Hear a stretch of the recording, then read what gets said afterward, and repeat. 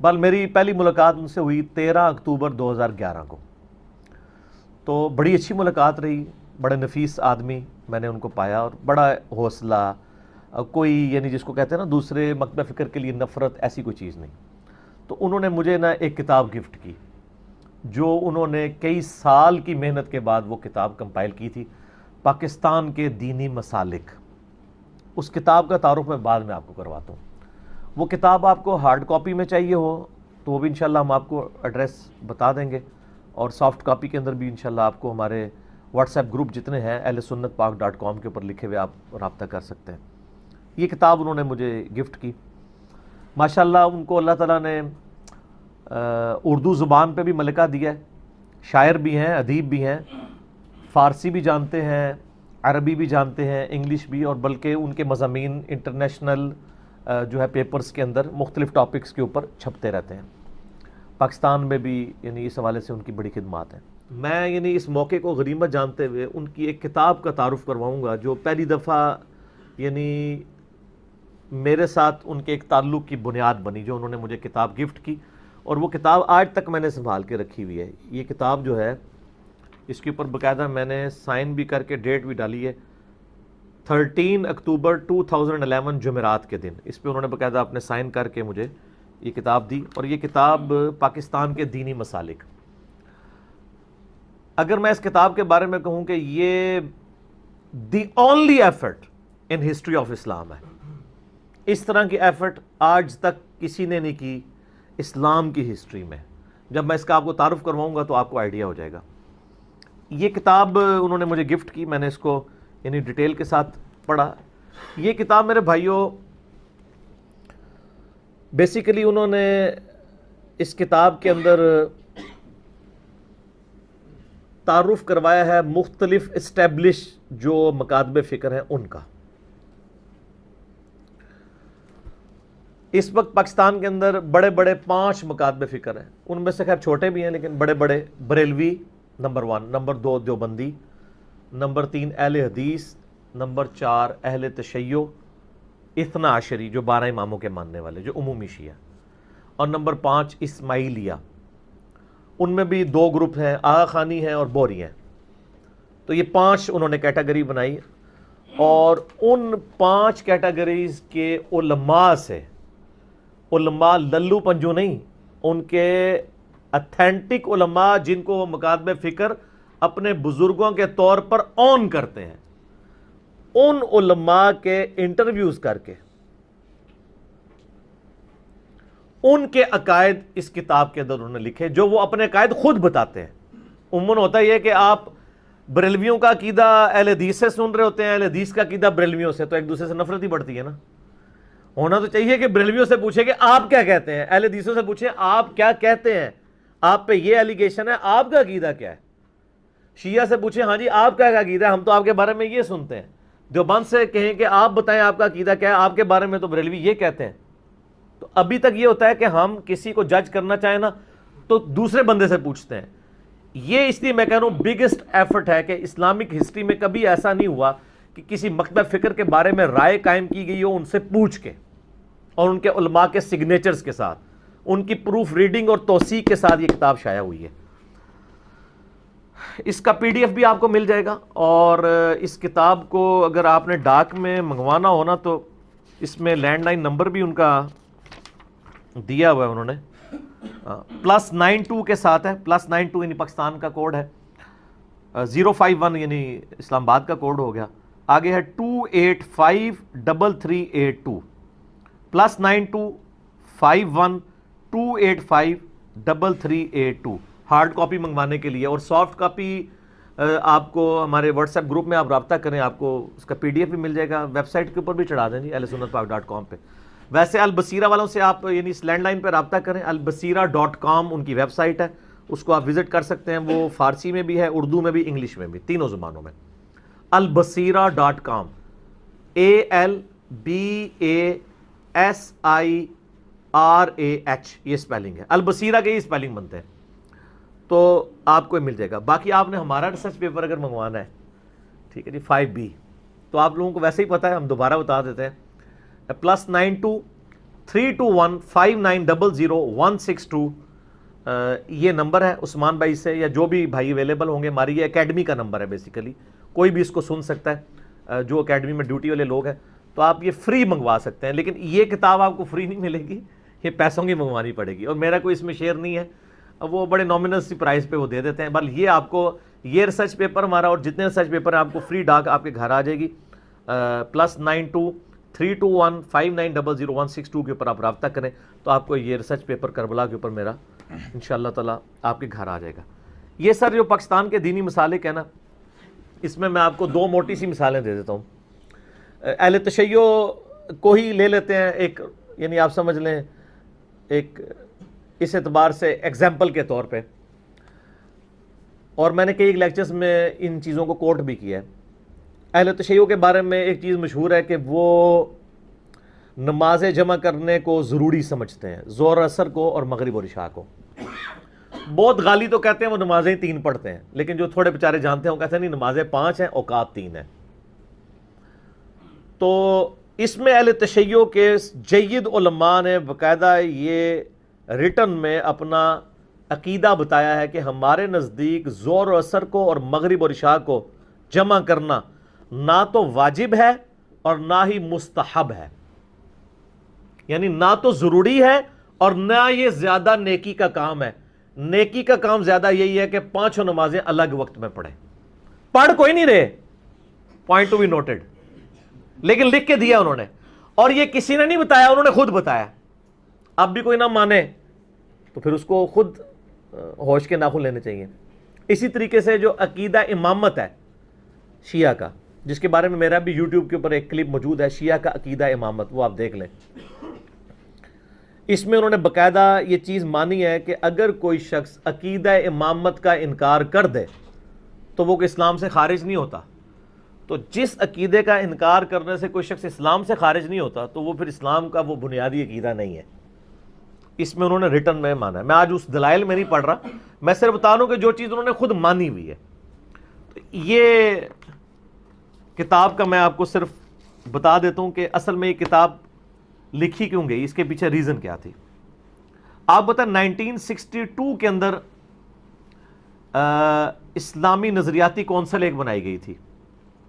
قرارداد مقاصد میں یہ ایکسیپٹ کر لیا گیا تھا کہ ہمارے ملک کا جو آئین ہے وہ اسلام کے مطابق ہونا چاہیے، اور اگر کوئی چیزیں اینٹی اسلامک آئیں گی تو ایک اسلامی نظریاتی کونسل بنائی گئی جو ہائی لائٹ کرے گی کہ یہ چیزیں اینٹی اسلامک ہیں یا اسلام میں فٹ نہیں بیٹھتی، ان کو نکالا جائے.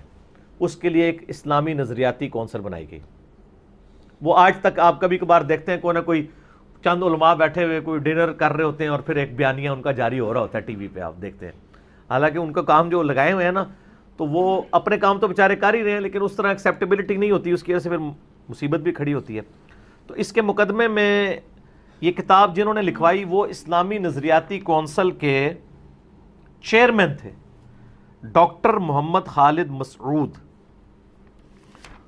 ان کی سجیشن کے اوپر یہ کتاب لکھی گئی، یعنی حکومتی لیول کے اوپر یہ کتاب لکھوائی گئی، پاکستان کے دینی مسالک.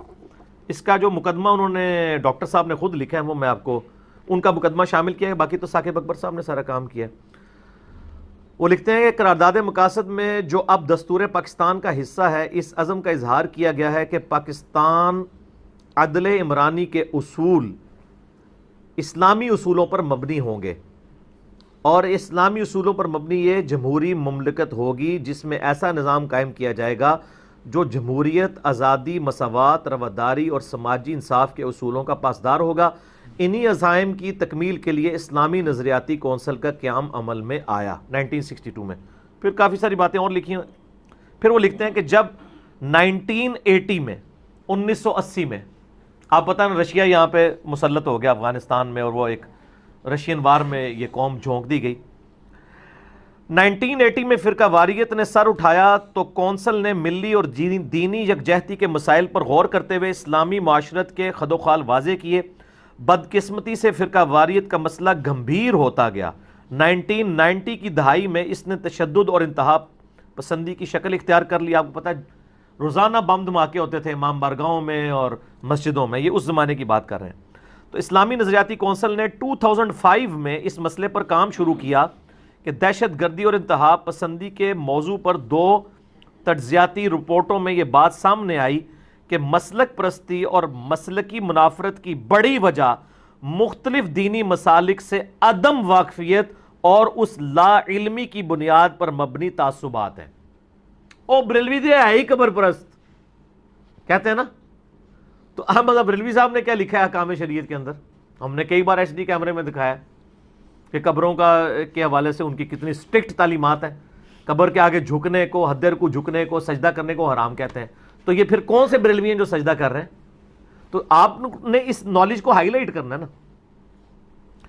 اس ضرورت کو محسوس کرتے ہوئے 2005 میں یہ منصوبہ تشکیل دیا گیا کہ پاکستان میں موجود دینی مسالک کا ایک تعارف شائع کیا جائے جو ان مسالک کی معتمد کتابوں یعنی اعتماد شدہ کتابوں اور ان کے رہنما علماء کی آراء پر مبنی ہو۔ غیر متوقع طور پر اس منصوبے کی تکمیل میں بہت سی مشکلات پیش آئیں۔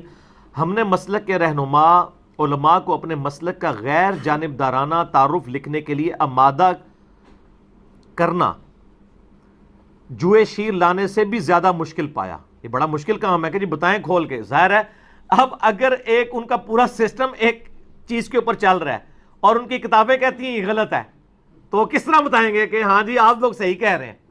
ایک ٹکٹ میں 2 مزے کرنے ہیں۔ یعنی حنفی اب کیسے بتائیں کہ ہم نے اپنی پبلک کو جو بتایا یہ بت رکھ کے آتے تھے اس لیے رفع الیدین ہوتا تھا، یہ جعلی بات ہے، یہ کون بتائے؟ وہ تو اس ٹکٹ کا مزہ لوٹ رہے ہیں، سمجھ آئی؟ تو کہتے ہیں یہ تو جوئے شیر لانے کے سے بھی مشکل پایا۔ اپنے مسلک کے امتیازات بیان کرتے ہوئے دوسرے مسالک پر ناقدانہ نظر سے مفر نہیں، یعنی بھاگ تو نہیں سکتے، اور یقین سے نہیں کہا جا سکتا کہ ایسے ناقدانہ تبصرے کس حد تک باہمی افہام و تفہیم میں معاون ہو سکیں گے۔ یہ منصوبہ 2005 سے 2009 تک امیدوں، اندیشوں اور مایوسیوں کے مختلف مراحل سے گزرا، حتیٰ کہ 2009 کے اواخر میں جناب ثاقب اکبر نے اس منصوبے کی تکمیل کا بیڑا اٹھایا، اور یہ امر باعث مسرت ہے کہ انہوں نے اسے بحسن خوبی سر انجام دیا۔ یعنی یہ ڈاکٹر صاحب کہہ رہے ہیں کہ یہ کام کر دیا کس نے؟ ثاقب اکبر صاحب نے، یعنی انہوں نے ان کے لیے تعریفی کلمات بول دیے۔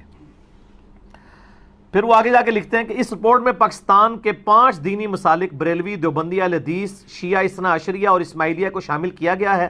ہر مسلک کے بارے میں ایک عمومی تعارف کے بعد اس مسلک کے عقائد و افکار، ان کے امتیازی مسائل، عصری مسائل پر مسلکی رہنماؤں کی آراء، مسلک کے بارے میں بنیادی معلومات دی گئی ہیں جن میں مسلک کے چیدہ مدارس، رسائل اور جرائد، سرکردہ علماء اور مسلک کے بارے میں چند کتابوں اور اشاعتی اداروں کے نام بھی شامل کر دیے گئے ہیں۔ کوئی انفارمیشن آپ کو چاہیے نا کسی فرقے کی، وہ موجود ہے۔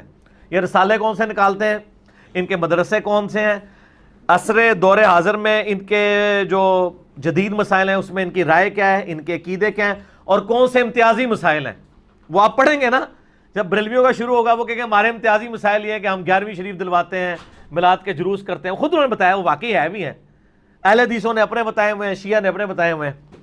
اچھا، لیکن ایک عام آدمی کے لیے تو بڑی زبردست چیز ہے یہ، پتہ چل ان علماء میں اسلامی نظریاتی کونسل کے متعدد معزز ارکان بھی شامل ہیں۔ آپ کو پتہ ہے اسلامی نظریاتی کونسل تمام فرقوں کی ہے، مشترکہ ہے گورنمنٹ کی طرف سے، اس میں تمام فرقوں کے علماء کی یعنی ریپریزنٹیشن ہوتی ہے، اور اس کا جو چیئرمین ہے نا وہ بار بار بدلتا رہتا ہے، کبھی کسی بریلوی کو بنا دیتے ہیں، کبھی کسی دیوبندی کو، کبھی کسی اہل حدیث کو، کبھی شیعہ کو، تاکہ سارے فرقے یعنی جاری رہیں، اس کے اوپر راضی ہو جائیں۔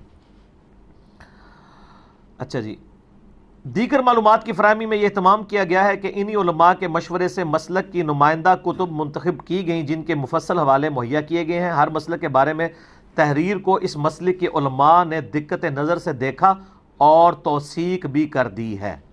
یعنی انہوں نے یہ کتاب لکھ کے اپنے پاس نہیں رکھی، ان کو پڑھنے کے لیے دی ہے کہ بھائی مکر نہ جائیو، تو انہوں نے پھر ان کے پوری تقریزیں اس کے اینڈ پہ لگی ہوئی ہیں کہ جی ہاں جی ہم نے یہ پڑھا ہے، ہمارے یہی عقیدے ہیں۔ لیکن وہ آپ جب عقیدے پڑھتے ہیں تو آپ کو پھر جو کچھ وہی جو ہم رونر ہوتے ہیں کہ یہ ان کے عقیدے یہ ہیں کتابوں پہ لکھے ہوئے، تو وہ آپ خود پڑھ لیں۔ اچھا، یہ تو مقدمہ یعنی ان کا میں نے اب یعنی ثاقب اکبر صاحب نے جو اس پہ یعنی اس کا آغاز لکھا ہے نا، اس میں انہوں نے بتایا کہ میں نے 5 مرحلوں میں یہ کام کیا ہے۔ یہ بڑا انٹرسٹنگ ہے۔ پہلے مرحلے میں رپورٹ کا ایک خاکہ مرتب کیا اور مندرجہ ذیل دینی مسالک کے بارے میں کام کرنے کا فیصلہ کیا گیا، یعنی فیزیبلٹی بن رہی ہے کہ کرنا کیا ہے۔ نمبر 1 اہل سنت والجماعت بریلوی، نمبر 2 اہل سنت والجماعت دیوبندی، نمبر 3 اہل حدیث، نمبر 4 شیعہ اثنا عشریہ، نمبر 5 اسماعیلیہ اور ان کی 2 یعنی جز آغا خانی اور بحریہ۔ ان میں سے ہر مسلک کے بارے میں معلومات اور مطالعات کو مندرجہ ذیل کلی موضوعات میں تقسیم کیا گیا۔ ہر فرقے کے بارے میں کیا ٹاپک ہے؟ نمبر 1 تعارفی امور، نمبر 2 عقائد و افکار، نمبر 3 ان کے امتیازی مسائل کیا ہیں، نمبر 4 عصری مسائل، نمبر 5 عمومی معلومات۔ یہ پہلا مرحلہ۔ دوسرے مرحلے میں ہر مسلک سے متعلق ضروری کتب اور مواد کی فراہمی ناگزیر تھی، اس لیے مختلف کتاب خانوں، اشاعتی اداروں اور دیگر ذرائع سے مواد فراہم کر کے مطالعہ کیا گیا۔ مطالعے کے بعد راکم نے یعنی اس کتاب لکھنے والے نے ہر مسلک کے بارے میں ایک ابتدائی رپورٹ تیار کی۔ تیسرے مرحلے میں ہر مسلک کے چند ایک علماء کرام اور دانشوروں سے رابطہ کیا گیا، ان میں سے جن سے ملاقات ممکن ہو سکی ان سے رپورٹ کے مقاصد کا تعارف کروایا اور بعض امور پر ان کی آراء حاصل کی۔ عمومی طور پر تمام مسالک کے علماء کرام نے حوصلہ افزائی فرمائی اور راکم یعنی ثاقب اکبر صاحب سے تعاون کیا۔ کئی ایک سے انٹرویو کیا جسے ان کی اجازت سے ریکارڈ کیا گیا، بعض نے تحریری طور پر اپنی آراء سے آگاہ کیا۔ علاوہ ازیں متعدد علماء کرام کی خدمت میں ان کے مسلک سے متعلق تیار کی گئی عبوری رپورٹ بھی پیش کی گئی۔ کئی ایک علماء اور دانشوروں نے اس پر اپنی آراء کا اظہار کیا اور اسے بہتر بنانے کے لیے رہنمائی کی۔ بعض نے مطالعے کے لیے کتب بھی فراہم کر دیں، بعض نے مواد کی جمع آوری میں عملی طور پر بھی حصہ لیا۔ چوتھے مرحلے پر علماء کرام سے حاصل کی گئی آراء اور مزید مطالعے کے بعد ہر مسلک کے بارے میں الگ الگ چیپٹر باندھا گیا۔ پانچویں مرحلے میں اپنی طرف سے تکمیل شدہ باب ہر مسلک کے مختلف علماء کرام کی خدمت میں ان کی رائے اور تائید کے لیے روانہ کیے۔ اس موقع پر بھی علماء کرام کی طرف سے جو آراء موصول ہوئی مسودے کو آخری شکل دیتے ہوئے ان سے استفادہ کیا گیا۔ اس دوران میں ہمیں مختلف مسائل پر جناب ڈاکٹر خالد مسعود کی رہنمائی اور سرپرستی حاصل رہی۔ اب اس کے بعد انہوں نے 20 سے زیادہ علماء کے نام لکھے ہیں تمام مکاتب فکر کے جن کے انہوں نے انٹرویو کیے ہیں۔ میں ساروں کے نام نہیں لوں گا، آپ کو ان میں سے موٹے موٹے نام جو ہے نا وہ پڑھ کے بتا دیتا ہوں۔ بریلویوں میں جناب مولانا مفتی محمد صدیق ہزاروی رکن اسلامی نظریاتی کونسل، یہ فوت ہو چکے ہیں اب۔ دوسرے جناب مولانا مفتی غلام مصطفیٰ رضوی رکن اسلامی نظریاتی کونسل۔ دیوبندیوں میں جناب سینیٹر مولانا محمد خان شیرانی رکن اسلامی نظریاتی کونسل اور امیر جمعیت علماء اسلام فے بلوچستان یعنی فضل الرحمان صاحب کی جماعت کے۔ اور دیوبندیوں میں سے جناب مولانا انوار الحق حقانی سربراہ شعبہ تعلیمات دارالعلوم حقانیہ اکوڑا خٹک یعنی سمیع الحق صاحب کے مدرسے کے۔ اہل حدیث میں سے جناب پروفیسر ڈاکٹر سہیل حسن صاحب، یہ اسلامی یونیورسٹی میں انچارج ہیں، ادارہ تحقیقات اسلامی بین الاقوامی اسلامی یونیورسٹی اسلام آباد۔ اور اہل حدیث میں سے جناب مولانا عبد الرحمن مدنی director general international judicial institute اور مدیر اعلیٰ ماہنامہ محدث لاہور محدث۔ اور اہل تشیع میں سے جناب مولانا حافظ ریاض حسین نجفی رئیس الجامعہ المنتظر لاہور اور جناب ڈاکٹر محسن مظفر نقوی رکن اسلامی نظریاتی کونسل۔ یہ میں نے ساروں کے دو دو بتائے ہیں، ناراض نہیں ہونا۔ علاوہ ازیں جناب مولانا سمیع الحق، جناب علامہ سید ساجد علی نقوی اور جناب مولانا سینیٹر ساجد میر سے بھی ملاقاتیں ہوئیں اور انہوں نے بھی راکم کی حوصلہ افزائی فرمائی۔ ٹھیک ہو گیا؟ یہ اذان کا جواب دے لیں پھر انشاءاللہ باقی میں اس کو کور کرتا ہوں۔ ہاں جی، اذان عصر کے وقفے کے بعد ابھی اس کا ڈراپ سین آنا ہے۔ آپ کو یعنی دکھ ہوگا کہ اتنی بڑی ایفرٹ کسی بندے نے کی ہو، اس کا اینڈ رزلٹ اس ملک کے اندر کیا نکلتا ہے۔ مقدمے کے اینڈ پہ جا کے لکھتے ہیں، اس رپورٹ کے آخر میں مختلف مسالک کے علماء اکرام کی تائیدات اور توثیقات شامل کی گئی ہیں۔ ہم ان تمام گرامی قدر علماء کے حسن اعتماد کے لیے ان کے ممنون کرم ہے۔ اب اینڈ پہ ثاقب اکبر صاحب نے جو جملے لکھے ہیں نا سر، وہ پڑھنے والے ہیں۔ مذکورہ بالا مقدمہ راکم نے یعنی لکھنے والے نے ثاقب اکبر صاحب نے اسلامی نظریاتی کونسل کے سپرد کیے جانے والے مسودے کے لیے لکھا تھا، اسے من و عن اب بھی شامل کیا جا رہا ہے۔ تاہم ہمیں معلوم ہوا ہے کہ کتاب کی اشاعت کونسل نے ڈاکٹر محمد خالد مسعود کی مدت مسئولیت ختم ہو جانے کے بعد اوپر سے آنے والے احکامات کی روشنی میں روک دی ہے۔ اوپر کو انہوں نے انورٹڈ کاما میں لکھا ہے، یعنی وہ جس بندے نے یہ سٹانس لیا تھا چیئرمین نے، وہ بائی چانس ریٹائرڈ ہو گیا اسی کام کے دوران، تو کام تو ایک ادارے کا تھا نا، کسی چیئرمین کا تو نہیں تھا۔ تو اب وہ ذرا تگڑا بندہ تھا تو ریٹائر ہوئے، تو انہوں نے کہا اس کو ہم نے پرنٹ بھی نہیں کروانا۔ اچھا آگے کیا لکھتے ہیں وہ، افسوس کہ اس ملک میں شر کی قوتیں دندناتی پھرتی ہیں اور خیر کا ایک قدم اٹھانا جوئے شیر لانے کے مترادف ہو گیا ہے۔ سرکاری دفاتر اور افسر شاہی کا تو مزاج ہی یہ ہے کہ کچھ نہ کرنے میں ہی خیر ہے، کیونکہ کچھ کرنے میں 100 دشواریاں اور بعض پرسیاں راہ دیکھ رہی ہوتی ہیں۔ اس صورتحال کے پیش نظر ہم نے فیصلہ کیا ہے کہ اس رپورٹ کی اشاعت کی ذمہ داری اپنے ناتواں کندھوں پر لے لیں، اس امید کے ساتھ کہ یہ امت اسلامیہ کے مختلف مسالک کے مابین ہم آہنگی اور قربت کا باعث بنے گی۔ ہمیں یہ دعویٰ نہیں ہے کہ اس میں کوئی اشتباہ نہیں ہے، لیکن یہ اعتماد ضرور ہے کہ ایسا عمدن نہیں ہوا۔ اہل علم اور فضل کی ہر رائے کو خوش آمدید کہنے کے لیے ہم قلب و جان سے آمادہ ہیں۔ ثاقب اکبر، 14 اکتوبر 2010۔ میری ملاقات ان سے ہوئی 13 اکتوبر 2011۔ تو یہ دسمبر 2010 میں یہ کتاب چھپ گئی تھی۔ پھر انہوں نے یہ کتاب اپنے خرچے پہ چھپوائی کہ چلو اتنی محنت ہوئی ہے، تو یہ آلموسٹ 3 دفعہ اس کی پرنٹنگ ہو چکی ہوئی ہے، بلکہ وہ مجھے کہہ رہے تھے اب تو مارکیٹ سے اس کے نسخے ختم ہو گئے ہیں، کیونکہ یہ اب نئی پرنٹنگ آئے گی تو پھر مارکیٹ میں جائے گی۔ بار وہ کہتے ہیں ہمارے پاس کچھ پڑے ہوئے ہیں، تو جنہوں نے رابطہ کرنا ہے نا جی، یہ نمبر میں لینڈ لائن بتا دیتا ہوں، +9251 2853382، یہ لینڈ لائن نمبر ہے ان کا، آپ رابطہ کر کے منگوا سکتے ہیں۔ بڑی نامنل سی پرائس کے اوپر وہ، یعنی انہوں نے کوئی کمائی کا ذریعہ تو بنایا نہیں، نو پروفٹ نو لاس کے اوپر دے رہے ہوتے ہیں۔ باقی اس کا جس کو PDF چاہیے تو فریلی اویلیبل ہے، آپ واٹس ایپ گروپ میں رابطہ کریں۔ جب یہ ویڈیو چڑھے گی تو فیس بک کے اوپر بھی کوئی لنک گوگل وغیرہ کا دے دیں گے ہمارے بھائی، تو آپ ڈاؤن لوڈ بھی کر سکتے ہیں۔ بال دیکھ لیں آپ، یہ ان کی کتاب میں نے کئی دفعہ ذکر کیا، آج میں نے یعنی موقع غنیمت جانا کہ میں پبلکلی انٹروڈیوس کروا دوں کہ یہ ان کی محنت ہے۔ ابھی بھی علماء کے ساتھ ماشاءاللہ ان کا بڑا اچھا ریلیشن شپ ہے۔ ہر سال وہ ایک سیمینار کرواتے ہیں، پورے ملک سے علماء کو بلاتے ہیں، مجھے تقریباً ہر دفعہ ہی بلاتے ہیں۔ ایک دفعہ میں بھی حاضری دے چکا ہوں، پھر میں معذرت کر لیتا ہوں کہ جناب ہمارا تو کوئی فرقہ ہی نہیں ہے، ہمیں آپ کس کھاتے میں بلائیں گے، ٹھیک ہے، کیونکہ یہ تو آپ نے 6 فرقے ڈیفائن کیے ہیں، تو ہمارا تو 6 میں سے کوئی بھی نہیں ہے، تو اس لیے پھر معذرت کر لیتے ہیں۔